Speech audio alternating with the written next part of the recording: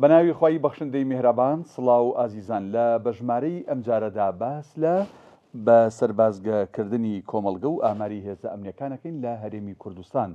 بێگومان لە چەند ڕۆژی ڕابردوودا لە شاری سلێمانی هێزێکی ئەمنی حیزبی کە سەر بە یەکێتی نیشتیمانی کوردستان بوون لە ئەندامێکی سەرکردایەتی و پاسەوانەکانی حیزبەکەی خۆیاندا. ئەمە دیسانەوە با بڵین باسوخواسی هێزە ئەمنیەکان و مەترسی هێزە چەکدارە حیزبەکانی هێنایەوە ئاراوە.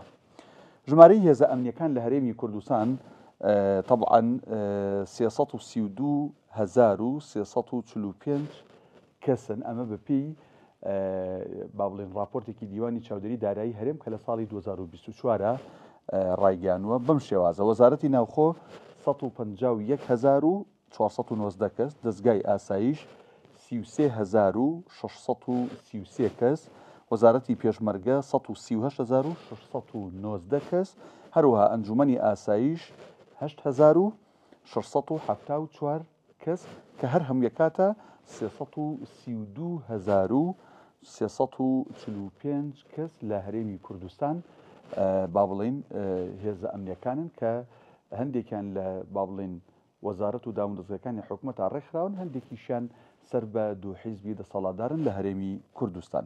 بێگومان لە ئەم ژمارەیە بە نزیکەی لە 150 موچەخۆرانی هەرێم پێگەێنن، هەروەها لە 150 ئەو پارەی دێت بۆ موچە بۆ هەرێمی کوردستان بێگومان بە نزیکەی لە 150 بۆ هێزە ئەمنیەکانەچێت. باش، ژمارە و موچەی هێزە ئەمنیەکانی هەرێم، ژماری هێزەکان وتمان لە گرافیکی پێشوو 332,345 کەسە، موچەی مانگانەیان 420 ملیار دینارە، ینی نزیکی ئێمە 950 ملیار مانگانە دێ بۆ هەرێم. لەو 950 ملیارە 420 ملیاری تەنها بۆ هێزە ئەمنیەکانە کە نزیکەی لە 150ەتی. باش، ژمارەی هێزەکانی هەرێم، هێزە ئەمنیەکانی هەرێم بەراورد بە ستانداردی نێودەوڵەتی لە هەرێم هەر 18 هاوڵاتیەک باشە کارمەندێکی ئەمنی بەرەکەوێت، چونکە وتمان 332,000 کارمەندی ئەمنی هەیە.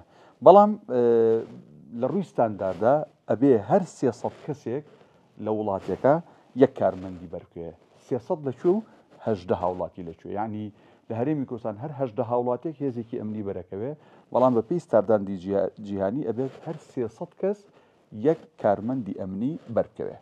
باش، هەرێمی کوردستان بەراورد بە تورکیا، ئەوی پێشوو بەراورد بە ستانداردی جیهانی بوو، بەراورد بە تورکیا لە کاتێکە تورکیا ئەندامی ناتۆیە، هەرێمی کوردستان ئەندامی ناتۆ نیە، لە هەرێم وتمان 18 کەس کارمەندێکی ئەمنی بەرەکەوێ.